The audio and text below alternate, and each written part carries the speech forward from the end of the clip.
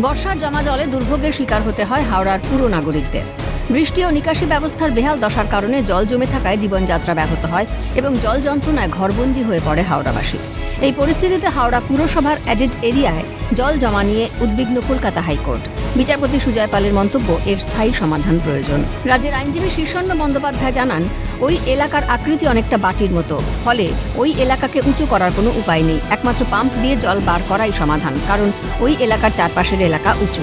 তবে আদালতের নির্দেশের পর আগে জল নিকাশির কাজে 92টি পাম্প ব্যবহার করা হচ্ছিল, সেই পাম্পের সংখ্যা বাড়িয়ে 113 করা হয়েছে।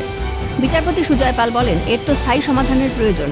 তাতে রাজ্যের আইনজীবী বলেন, স্থায়ী সমাধানের জন্য ইতিমধ্যে 3টি পরিকল্পনা গ্রহণ করা হয়েছে, তার মধ্যে 2টির কাজ চলছে। তবে সাময়িকভাবে জল নিকাশির জন্য আদালতের নির্দেশে পাম্পের সংখ্যা বাড়ানো হয়েছে, যার রিপোর্টে উল্লেখ রয়েছে।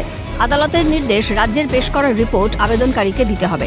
আবেদনকারীর রিপোর্ট খতিয়ে দেখে যদি কিছু বক্তব্য থাকে তা হলফনামার মাধ্যমে জানাবেন। 2 সপ্তাহ পর মামলার পরবর্তী শুনানি। অভিরূপা হাজরার রিপোর্ট, ক্যালকাটা নিউজ।